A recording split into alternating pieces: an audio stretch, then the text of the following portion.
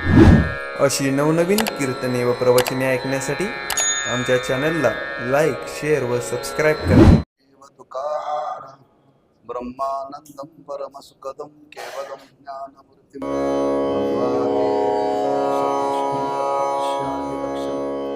एकं व्यक्तविपदमजलं सर्वदी साक्षिभूतं भावातीतं त्रिगुणरहितं सद्गुरुं तन्नमामि विनायकं गुरुं साखरे नाम विश्रुतं येषां चरणसान्निध्या जीवा मुक्ता भवन्ति साखरे वंशविख्यातं ज्ञानदानपरायणं विनायकं गुरुं वन्दे भवबन्धविमुक्तये. महात्मानस्तु मां पार्थ दैवीं प्रकृतिमाश्रिताः भजन्त्यनन्यमनसो ज्ञात्वा भूतादिमव्ययम्.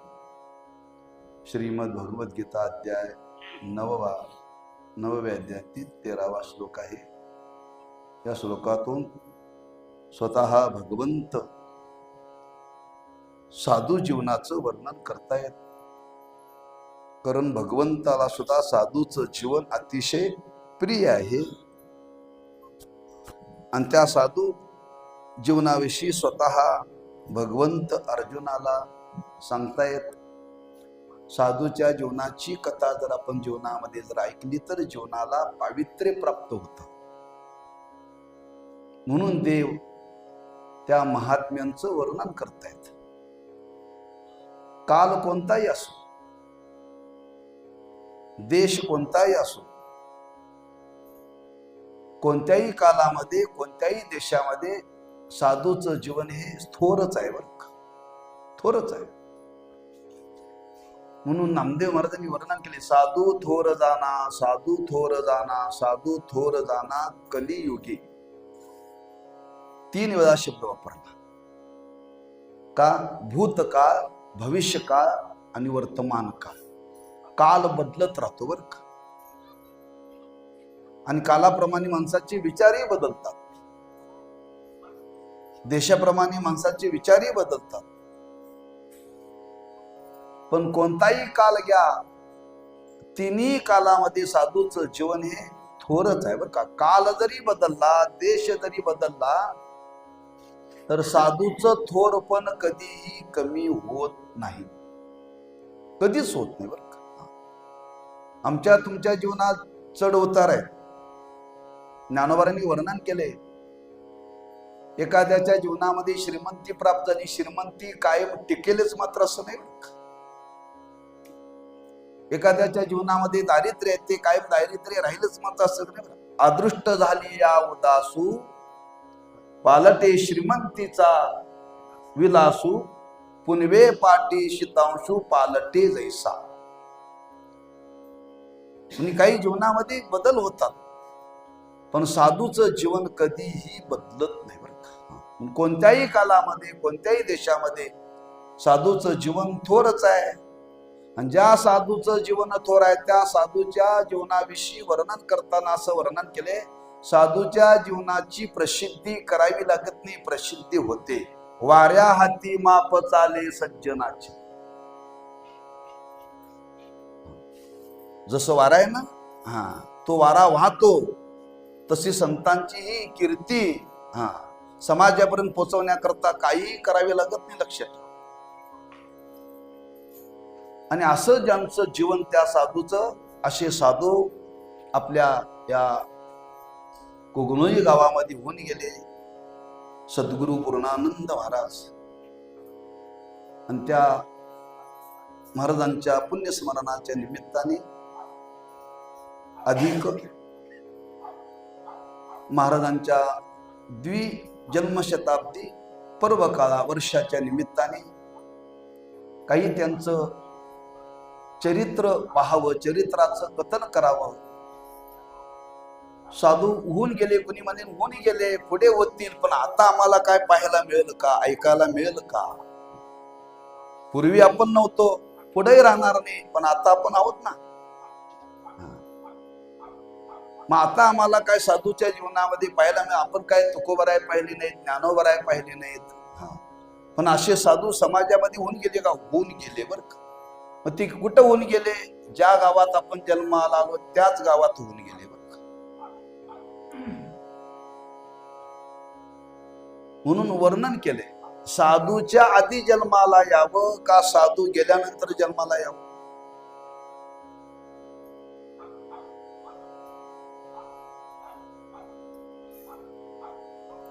साधू होऊन गेल्यानंतर जन्म प्राप्त व्हावा. जरी आपण आपल्या जीवनामध्ये सद्गुरु पूर्णानंद महाराजांना जरी पाहिलं नसलं तरी महाराजांचा अवतार होऊन गेल्यानंतर आपण जन्माला आलोय, आपले भाग्यच आहे, आपलं भाग्यच आहे. का? आम्ही साधू पाहिले नाही. साधू पाहण्यामध्ये जे फळ आहे ते साधूचं चरित्र ऐकण्यामध्ये फळ आहे बरं. संत दर्शन हा लाभ. तसं त्यांचं वर्णन ऐकण्यामध्ये सुद्धा फल आहे. काही संसाराचं वर्णन ऐकण्यामध्ये फल नाही आहे. काही कथा सांगितल्या जातात, त्या कथा ऐकून काही फल नाही आहे. एक होता राजा, एक होती राणी, त्याला फल नाही बरं का. संसाराच्या कथा असतील, राजकारणाच्या कथा असतील, समाजातल्या काही कथा असतील, त्या किती ऐकल्या तरी त्याला फल नाहीये. पण साधूची कथा जर ऐकली तर फल आहे. कान पवित्र होतात, पवित्र कान पवित्र होतात. इतके पवित्र होतात, इतके पवित्र होतात, त्या कानाला वाटतात आपण दुसरं काही कानाने ऐकू नये. श्रवणाची वाट चोकाळली शुद्ध, गेले भेदा भेद निवारुनी. एवढं त्या साधूच्या जीवनाचं श्रवण, कथेचं श्रवण करण्यामध्ये महात्म्य. आणि असं त्या साधूचं, असं त्या महाराजांच्या जीवनाचं जर आपण अवलोकन केलं, महाराजांच्या या जीवनशैलीतून, आम्ही काल बोलून गेलो, साधू सिद्धीच्या माग लागत नाहीत. आणि कोण सिद्धी लावून जर समाजाला फसवत असेल तर साधू त्याला जागा देत नाहीत. आपण काल पाहून गेलो. काही लोक समाजामध्ये होते, समाजाला बोलवण्याकरता काही सिद्धी केल्या, आणि या सिद्धीच्या मागे जर लोक लागले तर खरा परमार्थ घडणार नाही. म्हणून अशांना साधू टिकावू देत नाहीत बरं का. खरा शुद्ध परमार्थ समाजामध्ये घडला पाहिजे. म्हणून असं त्या साधूचं जीवन, महाराजांच्या या कार्याची प्रचिती अनेकांना आली बरं का. अनेकांच्या कानोकानो गेली. परिणाम अनेक लोक महाराजांच्या दर्शनाला येऊ लागले, नित्यनेमाने येऊ लागले. दर्शन घेता घेता बरेच लोक महाराजांचे भक्त बनले बरं का. भक्त बनले. काही गावातले बनले, काही परिसरातले बनले. आणि एवढी भक्ती महाराजांच्या विषयी त्यांच्या अंतःकरणामध्ये निर्माण झाली. नित्यनेमाने महाराजांच्या दर्शनाला यायचं, दर्शन घेऊन जायचं. दर्शन घेण्यामध्ये महाराजांना, लोकांना एवढा आनंद व्हायचा, फार आनंद व्हायचा. आणि त्या पद्धतीने अनेकांच्या कानावरती महाराजांचं हे जीवन गेल्यानंतर कागल गावामध्ये 2 माता होत्या. एक कुलकर्णी घरातली आणि एक माळी घरातली बरं का. आणि त्या महाराजांच्या दर्शनाला यायच्या नेहमी बरं का. पूर्णानंदाचे असती भक्त, बया विटाबाई म्हणत नामे तयाशी.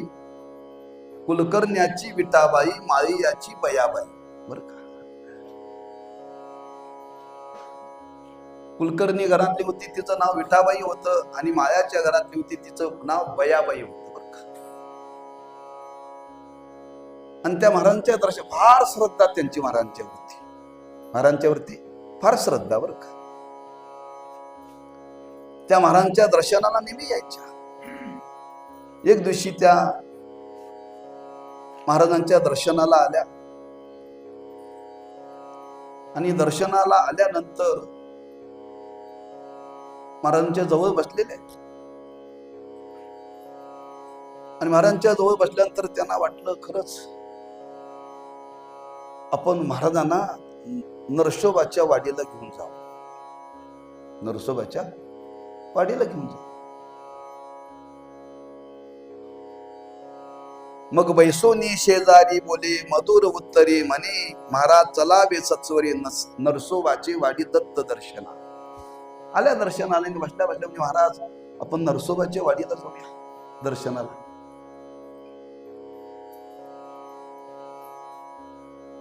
ठीक आहे, महाराजांनी ऐकून घेतलं आणि बोलल्या, आणि येताना त्या टांगा घेऊनच आले.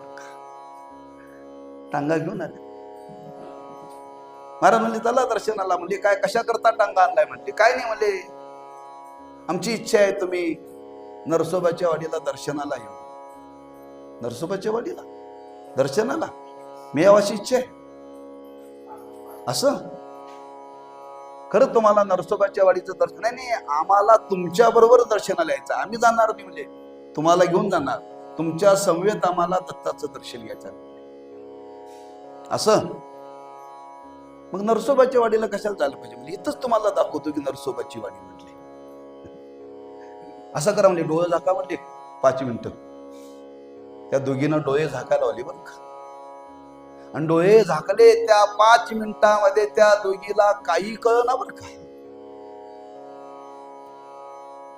त्यांच्या डोळ्यासमोर महाराजांनी नरसोबाची वाडी उभी केली.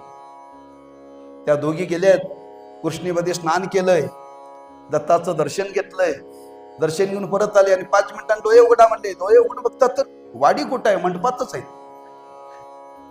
महाराज आम्ही स्वप्नात नाही, तुम्हाला दत्ताचं दर्शन नाही. मला दर्शन झालं. मला अरे दत्त इथंच आहे म्हणले, कुठं जायची गरज नाही म्हटले. काय कुठं फिरायची गरज नाही म्हटले. त्यांना फार आनंद झाला बरं का. इतका आनंद झाला, इतका आनंद झाल्या. नरसिंहवाडी नयनी देखील कृष्णेची अंघोळ केली. दत्त दर्शन घेऊन येते वेळी पेढे प्रसाद बक्षिला. जैसे निजली या गामिनी स्वप्न देखावे मनी, तैसे विठाबाईस ते क्षणी वाडी दर्शन झाले. जणू स्वप्न पडावं तसं, जणू स्वप्न पडावं. हा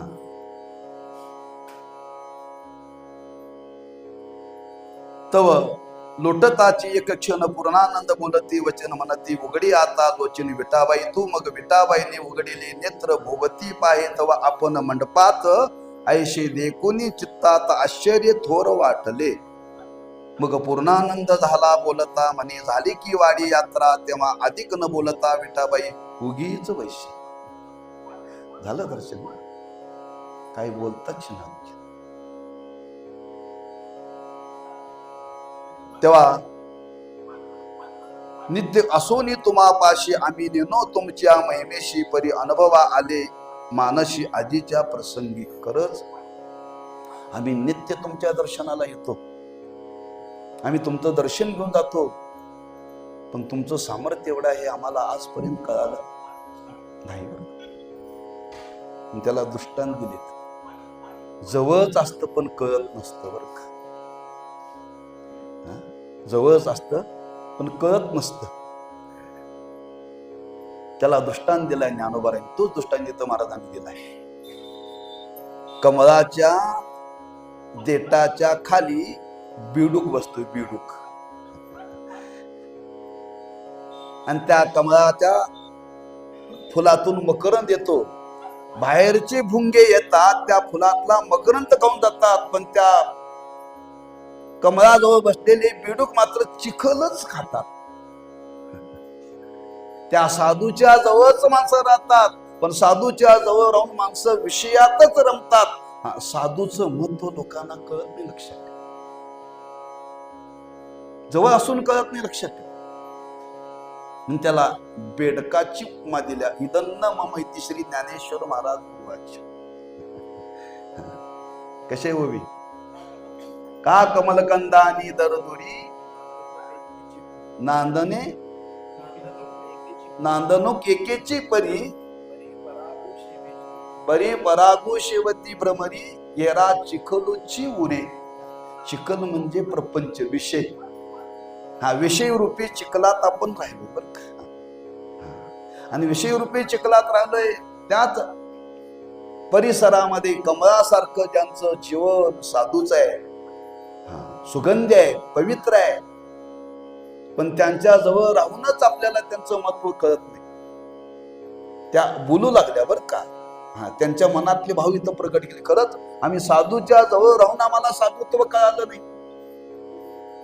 दुसरा दृष्टांत दिला, गाईच्या काशेला गोचिड राहतं, गोचिड. आणि ते गोचिड राहतं, त्या काशेतलं दूध पित नाही, रक्त पित, रक्त. का मधेनुच्या स्तनापाशी गोचिड असोनी अरनिशी, परते तेथील दुधाशी चाखो नेने. जे साधूच्याच जवळ राहतात पण साधूला जाणत नाही, त्याला गोचिड म्हटले. इदन्न मम पाहे पा दूध पवित्र आणि गोड, पाशी त्वचेचिया पदरा आड, त्या वेरोनी गोचिड अशुद्ध काय नशे. म्हणजे जवळच राहतात पण त्याच स्तनातलं दूध न पिता रक्त पितात. का? जवळ असून कळत नाही. तिसरा दृष्टांत दिला,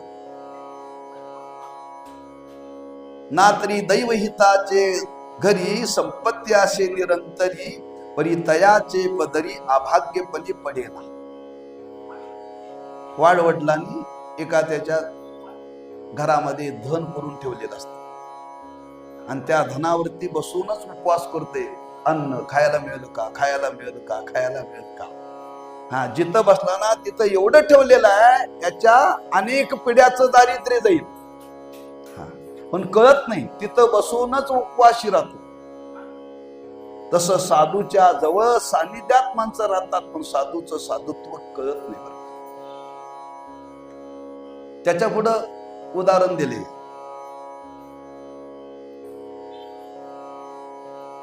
इक्षुदंडापाशी नित्य पाने खाते अजेशी, परी त्या ऊस रसाची शेवा तिशी कळेना. ऊसाचा पाला कोण खात? शेळी. ऊसाचा पाला खाते पण त्या ऊसाच्या रसाची चव मात्र शेळीला नाही. शेळीचं वर्णन केले बरं का. ऊसाचा पाला त्या अशी खाते बा, त्या खाण्यामध्ये तिची चलाकी आहे. एवढा खाते पण त्याच पाल्याच्या खाली तो ऊस रसाने भरलेला आहे. रसाने भरलेल्या ऊसाची चव मात्र शेळीला कळत नाही. हीच अवस्था जीवाची आहे. साधूचं जीवन एवढं रसमय आहे, एवढं आनंदमय आहे, पण त्या साधूच्या जवळ राहून साधूचं साधुत्व कळत नाही. तैशे तुमची संगती आम्ही असोनी निश्चिंती, परी तुमची या महिमी प्रती अद्याप वरी नेनो. त्या विठाबाई आणि बयाबाई बोलतायत बरं का, बाया बोलतायत, बाजारातल्या नव्हे. महाराजांच्या संगतीमध्ये आल्यानंतर त्या बोलायला लागल्या, एवढा मोठा महात्मा असून आजपर्यंत आम्ही दर्शनाला येतो, महाराजांच्या नेहमी दर्शनाला येणार, आपण महाराजांचं काय सामर्थ्य आहे हे आज आम्हाला कळालं. तरी आता तुमचे महिमान कळले साचे, ते मी माझी वाचे काय बोलू. म्हणून ऐसा करुणी स्तुती वादा विठाबाईने वंदिले पूर्णानंदा, पाहुणी आनंदा जावया निघाले. तेव्हा दोघींना फार आनंद झाला. महाराजांचं दर्शन घेतलं आणि दर्शन घेऊन त्या दोघी निघाल्या.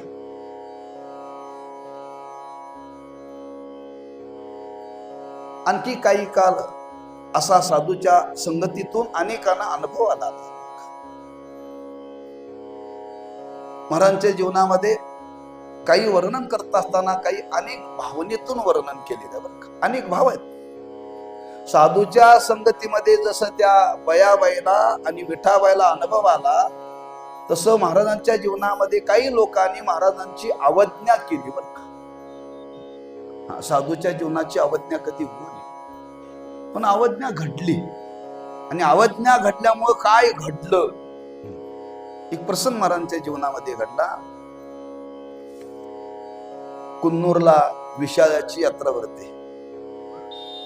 कोणत्या अमावस्याला? पौष. पौषच ना, पौष अमावस्याची. हो, पौषच ना. हो, मागची गेलेलीच की आता.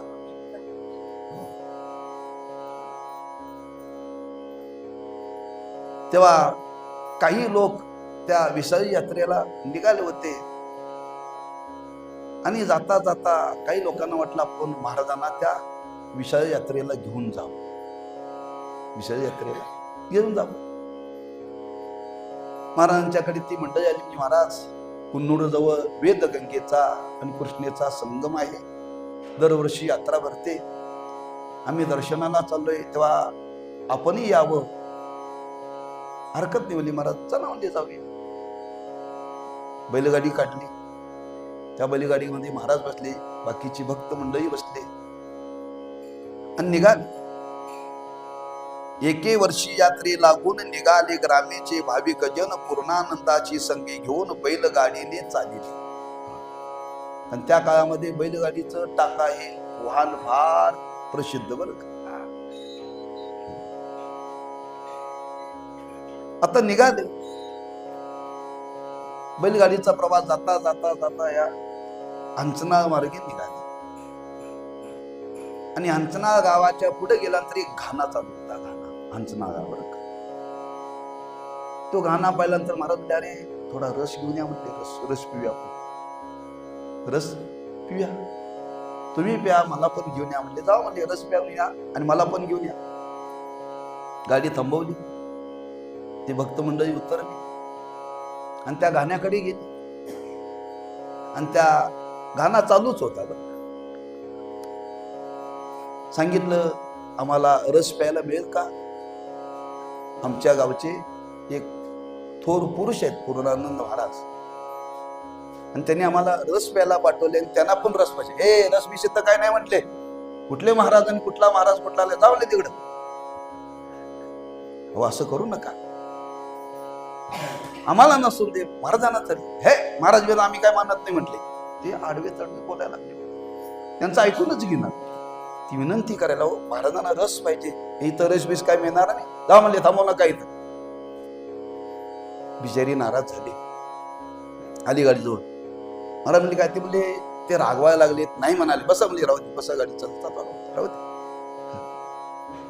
गाडीत बसले आणि काही अंतरावरती बैलगाडी गेली आणि त्या घाण्याला आगच लागली. ती कायल ठेवलेली होती ना, ती पेटली. ही माणसं पळत पळत आली, ते रसाचे भांडे भरून महाराजांच्या त्या गाडीपर्यंत पळत आली बरं का. हो महाराज, रस प्या, रस प्या, रस प्या. घेऊन आले. म्हणजे काय झालं? काय नाही म्हणले, अहो आमच्या घाण्याला आग लागल्या म्हणजे. असं महाराजांनी रस घेतला आणि त्या घाण्याकडे बघितलं, बघितल्या अग्नी थांबला.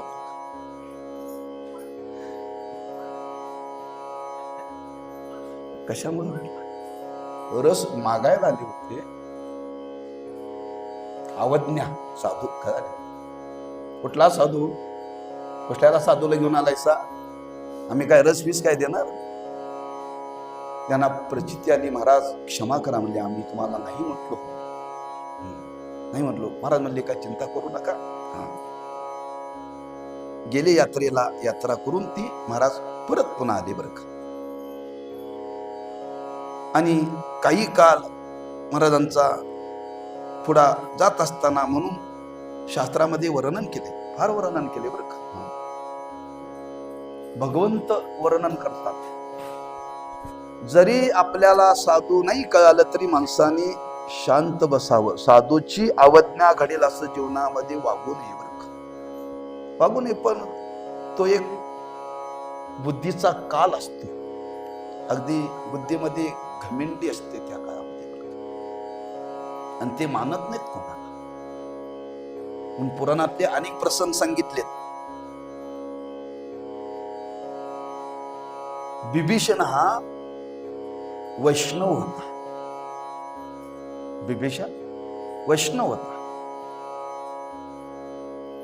रावण देवाची भक्ती करत होता, पण वैष्णव नव्हता बरं का. वैष्णव होता. आणि तो बिभीषण देवाचं भजन करतो म्हणून रावणाने बिभीषणाचा छळ केला बरं का. छळ केला, परिणाम त्याचा काय झाला? रावणी विभीषण अवमानीला, लता प्रहारे चहाटीला, म्हणून राम क्षोभला, सकुळ केला नाश त्याचा. कुळ शिल्लक ठेवलं ते. हा, वैष्णवाचा भक्ताचा जर अवमान घडला तर देव काय शिल्लक ठेवत नाही बरं का. रावणाची कथा पहा, रावणाचं कुळ शिल्लक राहिलं नाही. हा, राहिलं नाही. केवळ त्याने अवमान केला भक्त जीवनाचा बरं का. दुसरा प्रसंग दिलाय, पांडव भक्त होते, त्या पांडवाचा अवमान कोणी केला? कौरवाने. कौरवी पांडव अपमानिले, राज हिरावणे वना धाडिले, तेने रागे निवटले श्रीकृष्ण तयाशी. एकही कौरव शिल्लक राहिले नाही. एकही कौरव. देवाने मध्यस्थी केली, सांगितलं अरे त्यांच्या वाट्याचं द्या, नाही म्हणल्या. काहीही दिलं नाही, लक्षात ठेव. म्हणून त्यांचाही काही भाग शिल्लक मागं राहिला नाही, लक्षात ठेव. श्री गुरु साखरे महाराज सांगायचे, ते कौरव बोलून गेले, भगवान श्रीकृष्णाला म्हणते, कृष्णा सुईच्या टोकावरती बसेल एवढी आम्ही माती सुद्धा यांना देणार नाही बरं का. माती सुद्धा देणार नाही. तेव्हा साखरे महाराज सांगायचे, हे कौरव गेले पण ती सुईच्या टोकावरती बसणारी माती मात्र ठेवून गेली बरं का. आणि त्या मातीत आज अनेक कौरव जन्माला आले. जाताना ती माती घेऊन गेली असतं तर बरं झालं असतं. जाताना ती माती घेऊन गेलं असतं तर बरं झालं असतं. पण त्या मातीत आज एवढे कौरव जन्माला आले.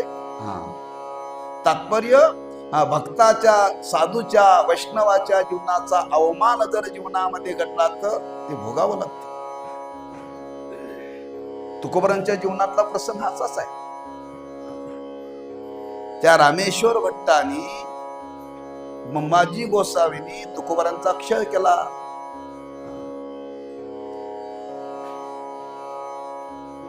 रामेश्वर भट्टाच्या जीवनाचं वर्णन केले. तुकोबारांना एवढा त्यांनी त्रास दिला, एवढा त्रास दिला, फार त्रास दिला बरं का. पण तुकोबारा शांत होते. आणि असा काही काल गेला, त्यांच्या अंगाचा दाह उभं लागला. दाह. तो ज्ञानेश्वर महाराजांनी रामेश्वर भट्टांना स्वप्न सांगितलं, तुमच्या शरीराचा दाह थांबावा असं वाटत असेल तर तुकोबरांच्या चरणावरती डोकं ठेवा म्हटले.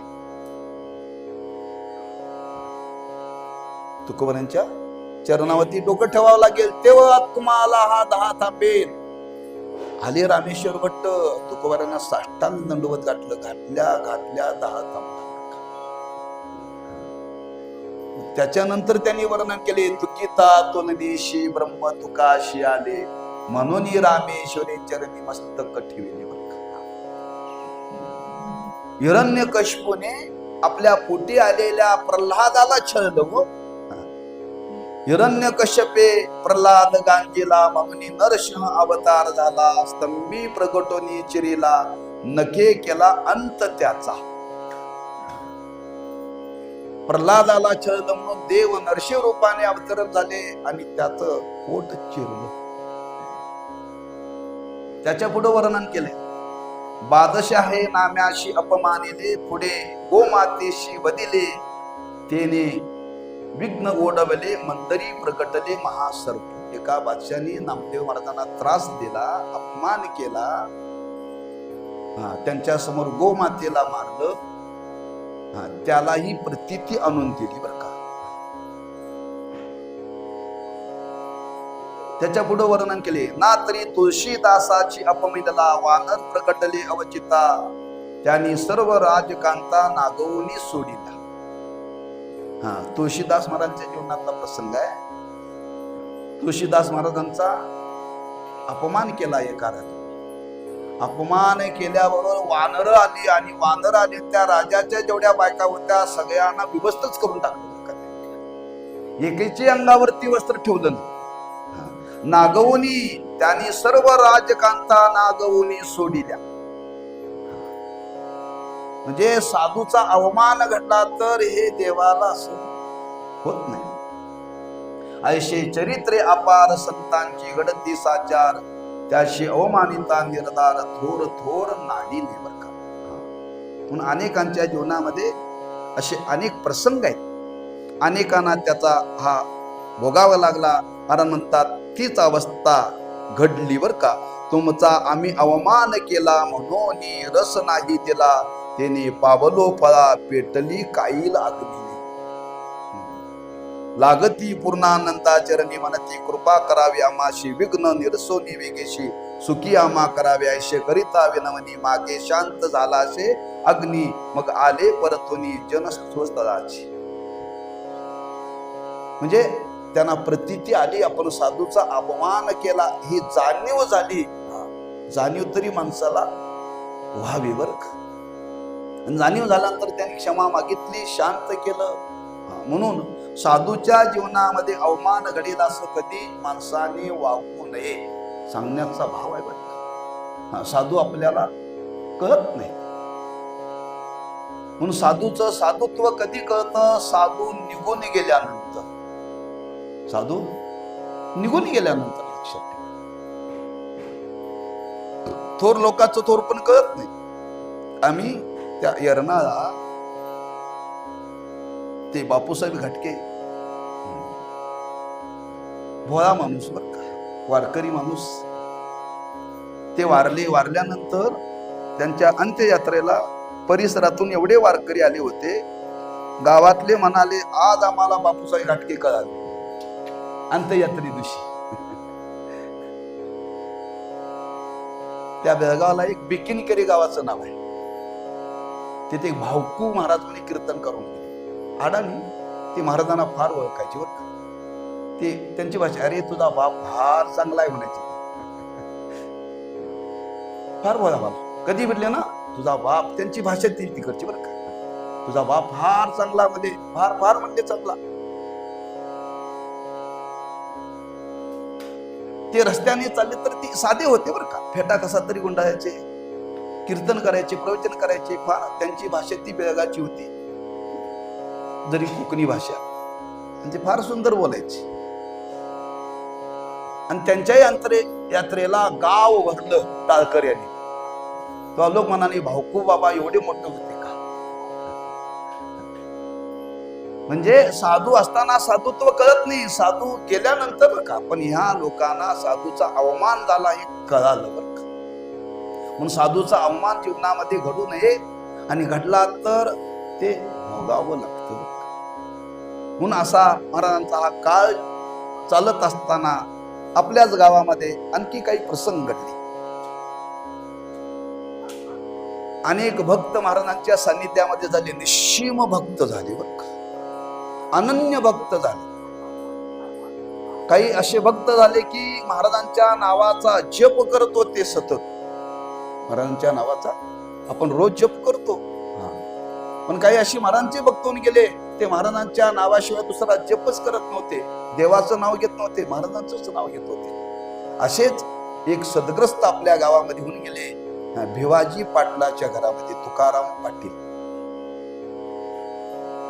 बर. भिवाजी पाटलांच्या घरी तुकाराम पाटील म्हणून गेले. पाटील तुकाराम पाटील नावाभिधानी, एक भक्त भाविक सत्वगुणी, ज्याची परमनिष्ठा श्री पूर्णानंदा चरणी, तो कोगनोई ग्रामी वसत असे.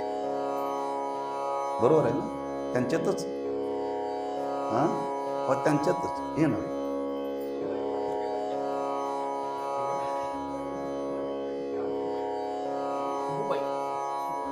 पण माझा अंदाज तोच आहे. पूर्ण कथा ऐकल्यानंतर संगती लागेल तुम्हाला बरं का. आणि त्यांची फार निष्ठा महाराजांच्या होती, फार बरं का.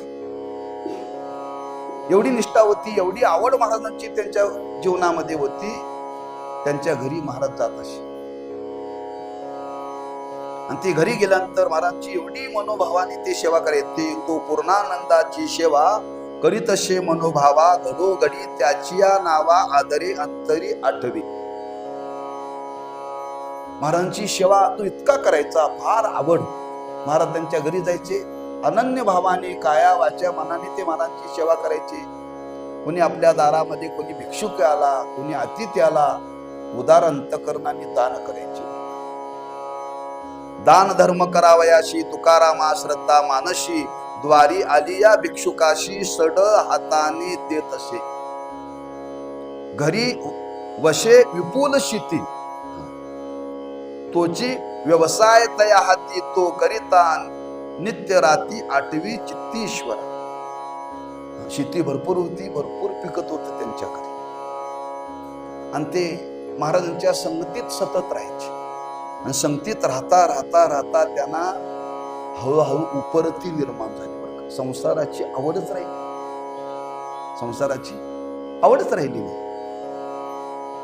महाराजांच्या संगतीचा परिणाम पूर्णानंदाची संगती तया जोडली दैवगती, तेने संसारी उपरती दिवसेंदिवस होऊ लागले.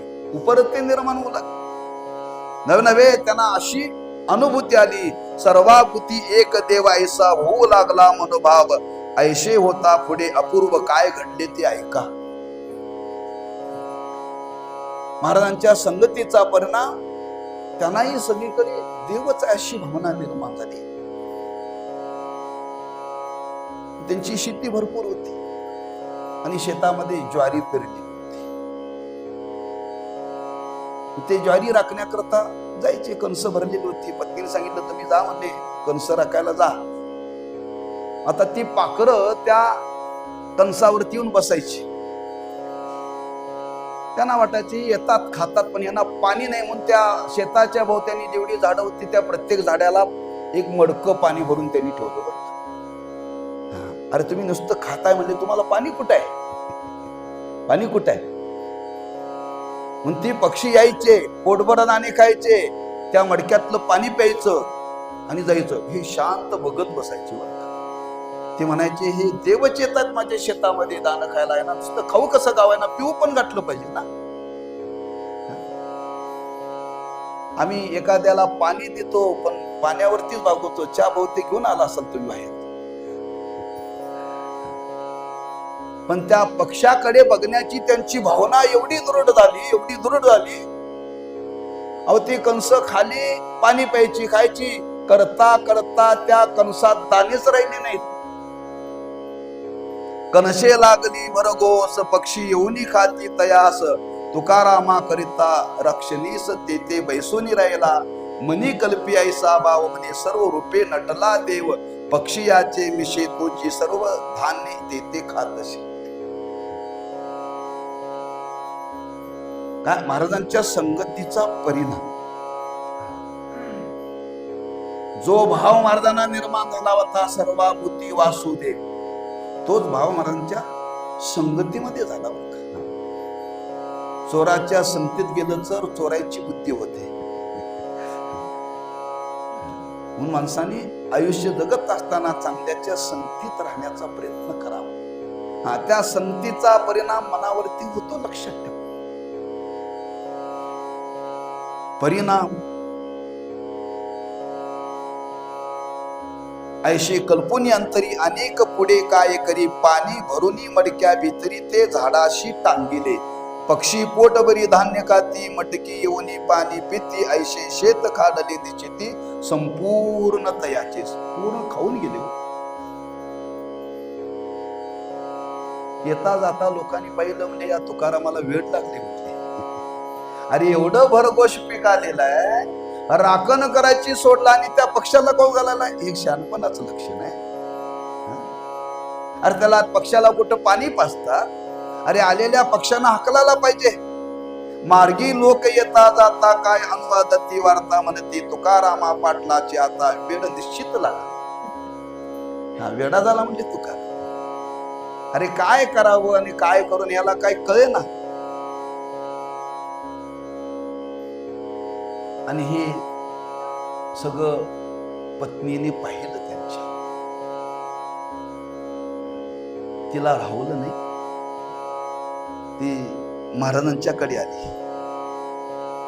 त्यांची पत्नी होनी क्रोध उपयुक्त जाऊनी पूर्णानंदा सांगे मात, म्हणे धन्याने समस्त पाखराही खावली. महाराज, माझ्या धन्याने सगळं हे धान्य आलेलं पाखराला कोण गाठलं म्हणले. मोकळी झाली कनशे ताटे उरली सर्व पिशे, धान्य कन पाहता कैसे अल्पची दिशे त्या माझी. आता आम्ही बायका पोरे काय खावे वर्षभरी, तो महाराज बोलले अवसरी काही चिंता करू नकोस. ती सांगालेली गारानं महाराजांना, अहो वर्षभरात आम्ही काय धान्य खायचं, काय पोरांची पोट भरायची, काय राहिलंच नाही त्या कंसाला, थोडस राहिले म्हणले. महाराज म्हणजे चिंता करू नको, जेवढं राहिले तेवढं आणा आणि मला म्हटले, जेवढं राहिले तेवढं आणा आणि म्हणा. महाराज बोलले, फार त्या बाईला उपदेश केला बरं का. महाराज म्हणाले, देवदाता देव देता आता आहे समर्थ, तो तुम्हा देईन निश्चित, उरली कनशे मिळवणी समस्त धान्य घरी आणावे. देणारा देवा म्हणली, चिंता करू नको, हाय ती कंस आणा आणि त्याची मळणी करा. मग उरली कनशे खुडिली, तुकारामी मळणी घातली, तव ते रास पडली बहुत धान्याची. असं वर्णन केले. दरवर्षी त्यांच्या घरामध्ये एक खंडी अन्न धान्य पिकायचं, त्या वर्षी 1.5 खंडी अन्न धान्य पिकलो. आश्चर्य आहे. हा, पाखरं खाऊन गेल्यानंतर सुद्धा 1 खंडी ज्वारी दरवर्षी त्यांच्या शेतात पिकायची, पण त्या वर्षी किती? 1.5 खंडी. 1.5 1 खंडी प्रतिवर्षी धान्य मिळे तयाशी पर्याता, 1.5 खंडीशी प्राप्त त्याशी झाली. म्हणजे पाखराने खाल्ल्यामुळं अधिक झालं बरं का. पण त्यांची सद्भावना होती कुणाची? त्या पाटलांची. ते देव भावनेनं त्या पक्षाकडे पाहत होते. आणि खरंच असं उदार अंतकरण आहे. आपण कोणतंही जर कार्य केलं ना, ते करत असताना माणसाने चिंता करू नये बरं का, करू नये. घरात कुणी आलं ना, श्री गुरु साखरे महाराज सांगायचे, ब्रह्मीभूत दादा महाराजांची कथा सांगायची. दादा महाराजांची पत्नी आंबोळीला गेली होती.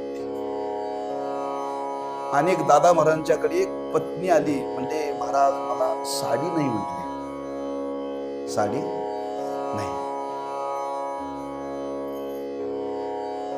आणि घरात एकच साडी होती. महाराजांची पत्नी आंघोळीला गेलेली आहे आणि बाहेर वाळत घातलेली साडी होती. दादा महाराज ती काढली आणि त्या बाईला घेऊन टाकली. ती येऊन बघते तर साडी कुठं आहे? साडी नाही. बहुतेक आपल्या महाराजांनी कोणाला तरी दान दिली. तिने विचारलं सुद्धा नाही बघ, विचारलं सुद्धा, इथली साडी कुठं गेली, कुणाला दिली का, एवढा शब्द सुद्धा त्यांच्या मुखातून आला नाही. पण त्या घराण्यात काही कमी पडलं. आमच्याकडे एवढ्या साड्या असतात, तरी घरातले म्हणतात दरवर्षी कुठं नवीन आणले आम्हाला. कपाट उघडलं तर साड्याच पडतात खाली. मातेला एकच साडी होती बरं का, कधी चिंता केली नाही. तसं त्या पक्ष्याने खाऊन गेलं पण कमी पडलं नाही बरं का. म्हणजे साधूच्या वाणीमध्ये महात्म्य आहे. ऐशे देखुनी अपूर्व जन करीती नवलाव मनती, कैसे यांचे दैव याशी पूर्णानंद तुष्टला. तेव्हा त्यांच्या पत्नीला फार आनंद झाला आणि ती म्हणायला लागली, असो देखुनी धान्य राशी आनंद झाला, तुकाराम पत्नीशी म्हणे पूर्णानंद महिमा कैशी नवल मानशी वाटते. काय महाराजांचं साबत. ती मनामध्ये चिंतन करू लागली. ऐशे पूर्णानंदाची कृपे करून तुकारामाचे झाले कल्याण, यापुढे ते झाले वर्तमान, ते श्रुती श्रवण करावे. आणि असा भाव ज्यांच्या अंतःकरणामध्ये महाराजांच्या विषयी होता,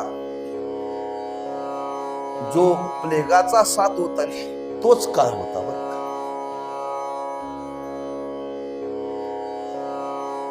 आणि महाराजांचं निर्वाण झाल्यानंतर ते पाटील म्हणजे आता आपण गाव सोडून जाऊ, आता गावात राहण्यात काय अर्थ नाही, परिस्थिती बिकट झाली. आणि ते कोकणामध्ये पालीला गेले. पालीला त्या तुकाराम पाटलांची पत्नी वारली, मुलगाही वारला, ते एकटेच राहिले. तुकारामाची पुत्र पत्नी मरण पावली ते क्षणी तो मग तो कोकण भागी जाऊन पाली गावी राहिला. त्या पाली गावामध्ये गेले आणि तिथे त्यांनी महाराजांची मूर्ती तयार केली आणि ती मूर्ती बसवली आणि त्या मूर्तीसमोर रोज नित्यनेमाने भजन करायचे. प्रतिवर्षी महाराजांचा पुण्यतिथीचा उत्सव करायचा तिथे बरं का. ते वैसवनी पूर्णानंद प्रतिमेशी करीतेसे भजन नेमाशी प्रतिवर्षी करुणी सप्ताशी मोठा समारंभ करीत असे. आणि तिथं त्यांच्या आयुष्याचा शेवट झाला. त्यांच्या घरच्या लोकांनी त्यांच्या त्या अस्थी आणल्या आणि इथं आणून त्याच्या पादुका केल्या. आयुष्यमान तेथेची पावला पंचत्वाती त्याच्या अस्थी आणून कोगनुशी पूर्णानंदापाशी घातल्या. ऐशी संतांची संगती जड जीवा तारक निश्चिती संत संगे तरले नोकती पुढेही तरती भाविक. त्यांचा उद्धार झाला. असे संतांच्या संगतीमध्ये जे आले ते अनेक तरले आणि याच्या पुढेही तरतील. जसं तुकोबारांनी वरण तरले तरती हा भरवसा. अनेक जर त्यांच्या संगतीमध्ये येऊन तरले बरं का. अनेकांचा उद्धार झाला. म्हणून जो ज्यांच्या संगतीमध्ये येतो त्याचा उद्धार निश्चित होतो. आतापर्यंत अनेकांच्या जीवनामध्ये असे प्रसंग घडले, अनेक प्रसंग घडले. अनेकांचा उद्धार संतांनी केला, अनेकांचा उद्धार देवानी केला. किंवा अशाच पद्धतीने महाराजांच्या जीवनामध्ये आणखी काही प्रसंग घडले. आपल्याच गावामध्ये जैन वस्तीमध्ये एक ग्रस्त होते. त्यांचं नाव आहे नाना चौगुले. काय नाना चौगुले. त्या नाव होता महारू.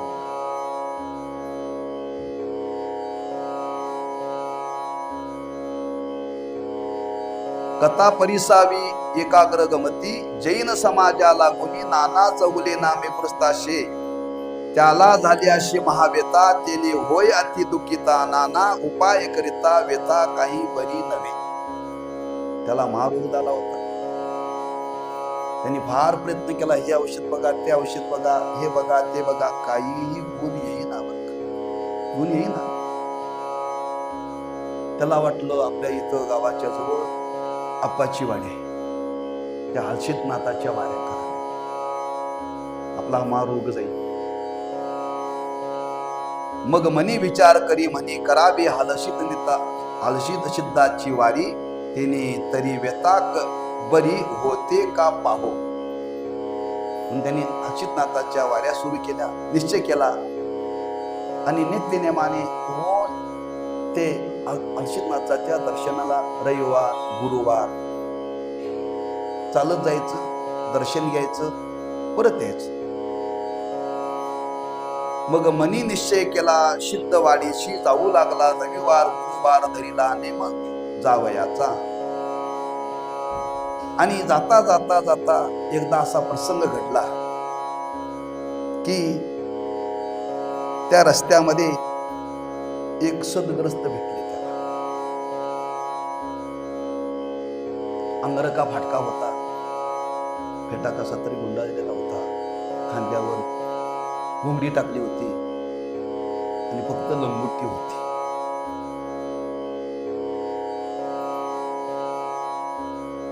डोकीशी फाटका पटका गुंडाळीला, फाटकाची सदरा घातला, जीर्ण लंगोटी डुंगाला, घोंगडी पांघरला फाटके. तो चौगल्यापाशी मागे तंबाखू ओढावयाशी, मग दोघे बैसून त्या ठाई तंबाखू ओढीत. ते आले आणि बोला लागले, म्हणजे तंबाखू द्या. आणि तंबाखू ओढता मध्ये बोलायला लागले, तुम्ही कुठून आला, कुठं चालला, काय करायला म्हटले. त्या नाना चौगुलेंनी सांगितलं, मी कोगनोळीच आहे म्हटले. मग अल्शिदनाथाच्या दर्शनाला चाललोय म्हटले. कशा करता चाललाय? मग बोलिले चौगले मज महावेतेने पिढीले, त्याच्या निवारतार्थ वहिले जात असे वाडीशी. हालसिद्ध देवाची कृपा होता, माझी निवारेल महाव्यता, ऐसा निर्धार दौन चित्ता नेमे जातो वाडीशी. असं मला असा निश्चय झालाय, मी त्या अल्शिदनाथाची जर वारी केली तर माझा महारोग जाईल, अशा भावनेने मी त्यांच्या दर्शनात चाललोय. त्या ग्रस्ताने ऐकलं. पुन्हा बोलिला तो ग्रस्त, तुझे गावी देव असता समर्थ, येते कासया येती व्यर्थ, हा काय व्यथा वारील. अरे तुझ्या गावातच देव आहे म्हटले, कशाला ह्या देवाला येतोस म्हटले, कशाला व्यर्थ कष्ट घेतोस म्हटले. अरे तुझ्या गावातच आहे म्हटले, इकडे यायची तुला गरजच नाही. असं मग तो गृहस्थ बोलिला वचन, तुझ्या ग्रामा माझी दान श्री पूर्णानंद नामा विधान महापुरुष वसतशी.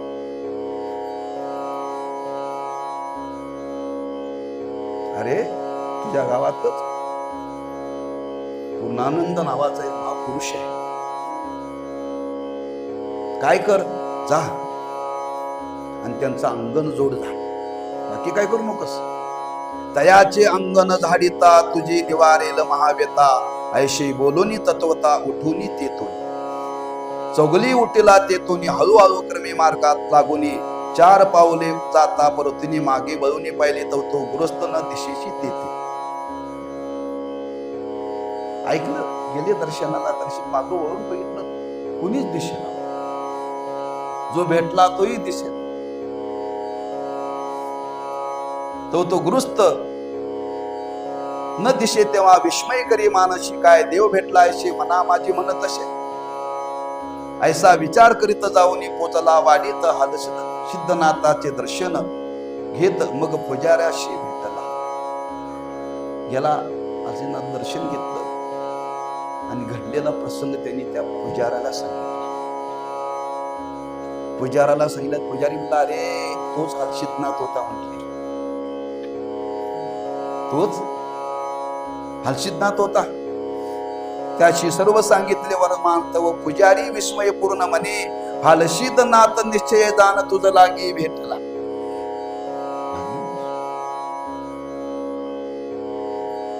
जो भेटला तो सामान्य नव्हता, आज अल्शिदनाथ तुला भेटला. तरी तुवा गावी जाऊन झाडावे पूर्णानंदाचे अंगण, मग चौगले उठिला तेथून आला परत ग्रामाशी आला आणि त्यांनी ती सेवा सुरू केली. बरं का, रोज उठावं आणि महाराजांचं अंगण झाडावं, अंगण झाडावं. कोणाशी न करता जाण नित्य झाडी तशी अंगण, त्यांनी महावेता दारुण निवारली असे. कोणी संगत सांगती माताईशी. हा बर का, ते अंगण झाडता झाडता असा काही परिणाम झाला, कालांतराने त्याचा महारोग निघून गेला. महारोग निघून गेला, महारोग राहिलाच. म्हणजे त्या साधूच्या सेवेचा काय परिणाम आहे. नामदेव महाराजांनी वर्णन केले, फार सुंदर वर्णन केले बरं का. आला शीतल शांतीचा वारा, तेने सुख झाले या शरीरा, फिटला पातकांचा थारा. थोडं धाक धाक दररा तळी काळाशी. आला शीतल शांतीचा वारा. अरे साधूचा वारा जरी आपल्या जीवनामध्ये आला तरी जीवन बदलतं. त्यांची धूळ, ज्या धुळीमध्ये हे महात्मे बसले, ती धूळ जर आपल्या अंगावरती आली तर रोग जातात. रोग जातात. त्यात नवल नाही, रोग सुद्धा निवृत्त होत. बर का, म्हणजे त्या साधूच्या सेवेचा परिणाम, संगतीचा परिणाम, रोग त्या सेवेतून निघून गेला. व्हावया महावेता निवारण पूर्णानंदाचे झाडी अंगण, ऐशी स्वप्नी सांगे दत्त येऊनी चौगले. अशी एक प्रसंग घडला बरं. हे करत असताना त्याला स्वप्न पडलं. कोणी सांगती मात ऐसा की नरशिववाडी दत्त दर्शनी नेमे जाता नाना चौगले स्वप्नी दृष्टांत सांगे दत्त येऊनी चौगले अशी. ते नरसोबाच्या वाडीला जात होते आणि त्या भगवान दत्तात्रयाने नरसोबाच्या वाडीने सांगितलं, अरे त्यांचं अंगण झाड तुझा रोग जाईल. हलशीत नाताने सांगितलं आणि नरसोबाच्या वाडीच्या दत्तात्रयाने पण सांगितलं स्वप्नात येऊन. बरं का, काय भाग्य असेल त्या नाना चौगल्यांचं. आमच्या स्वप्नात देव येतो. आम्ही एवढी सेवा करतोय, कधी आम्ही कीर्तन करतो, आपण आम्हाला स्वप्नही पडत नाही. स्वप्नी पडत नाही. नामस्मरण करतो, कधी स्वप्नी पडत नाही. लक्षात ठेवा. पण काय भाव असेल त्यांचा. हलशीतनाथांनी सांगावं आणि दत्तात्रयाने सांगालं, अरे सेवा कर तुझा बहुरोग जाईल. 2 प्रसंग त्यांच्या जीवनामध्ये घडले. व्हावया महावेता निवारण पूर्णानंदाचे झाडी अंगणाशी स्वप्नी सांगे दत्त येऊनी चौगल्याशी ते तेव्हा ऐशी दत्त आज्ञा होता श्री पूर्णानंदाचे अंगण जाडिता नानाची दूर झाली वेता श्री पूर्णानंद कृपेने. अशा पद्धतीनं त्या महात्म्यांच्या जीवनामध्ये घडलं असं घडू शकतं का? हो, एक प्रसंग सांगितलाय बरं का, पुराण काळातला आहे. एक ब्राह्मण पैठणचे त्र्यंबकेश्वरला गेले.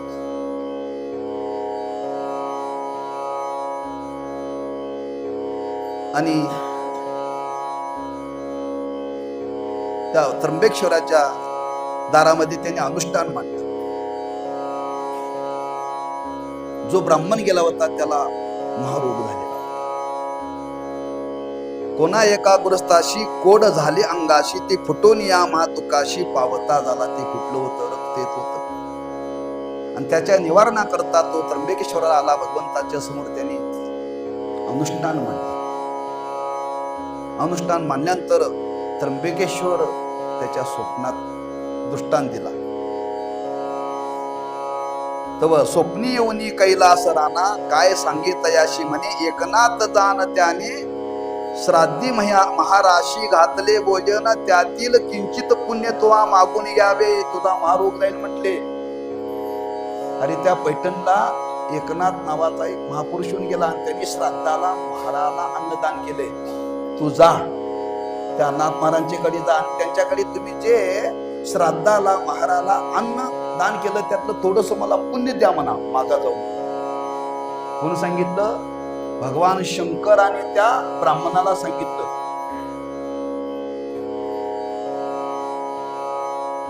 त्याने तुझे सर्व व्यथा निवारेल दान सर्वता ऐशी ऐकून वचनार्था तो पैठणाशी आला. त्यावेळी योग असा नाथ महाराज गंगेच्या स्नानाला निघाले होते. ते समयी नाथ गंगेशी ब्राह्मण असते घेती प्रायश्चित्ताची तिथं जाऊन पुण्यदानाशी काकुलती मागतशी. आणि महाराज भगवान शंकराने मला स्वप्नामध्ये येऊन सांगितले आणि आपल्याकडे पाठवले म्हटले. मज शंकरे मज म्हणे शंकरे मज सांगितले तुम्ही श्राद्धी अंत्येच वविले त्यातील किंचित पुण्य मिळता वेले माझी व्यथा नाशेल.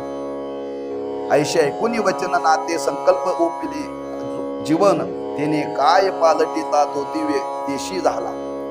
महाराजांनी ते ऐकलं आणि ते पुण्य देण्याकरता संकल्प केला. पाणी सोडलं आणि त्याला ते पुण्य दिलं बरं का. पुण्य दिल्याबरोबर त्याला ते मिळाल्यानंतर त्याचं पूर्ण त्वचा चांगली झाली. तो दिव्य दिव्य झाला. येण्याचे प्रकारे जाणा सिद्ध देवाची घेऊन आज्ञा पूर्णानंदाचे झाडीतांगणा चौगले झाला रोगमुक्त. ऐशे संत चरित्रा कथा पावन श्रवणी उद्धरती भाविक जन सकळ दोषाचे होई दहन क्षण मात्र लागता. म्हणून त्या साधूच्या ठिकाणी श्रद्धा असावी. काया वाच्या मनाने त्या सरातूची सेवा करावी. आपल्या जीवनामध्ये बऱ्याच प्रकारचं दुःख निवृत्त होऊ शकतं असं त्या साधूच्या संगतीमध्ये महात्म्य आहे. अनेक पद्धतीने महाराजांच्या संगतीतून फलश्रुती प्रतिपादन केलेली आहे. कथाभाग संपवण्याकरता आपण पुढे गेलो. सद्गुरू पूर्णानंद महाराजांच्या जन्मशताब्दीला 200 वर्ष पूर्ण झाले. त्या निमित्ताने म्हणून महाराजांच्या चरित्राचं अवलोकन करावं म्हणून हा थोडासा प्रपंच मांडलाय. तेव्हा ती कथा ओघाने आल्यामुळे ते संपवता येत नाही म्हणून थोडासा ओघ भाग पुढे गेलेला आहे. राहिलेला कथेचा अनुसंधानाचा भाग आहे पण उद्याच्या कथेमध्ये पाहू. कुंडली कवरदा विठ्ठल श्री ज्ञानदेव यत्र योगे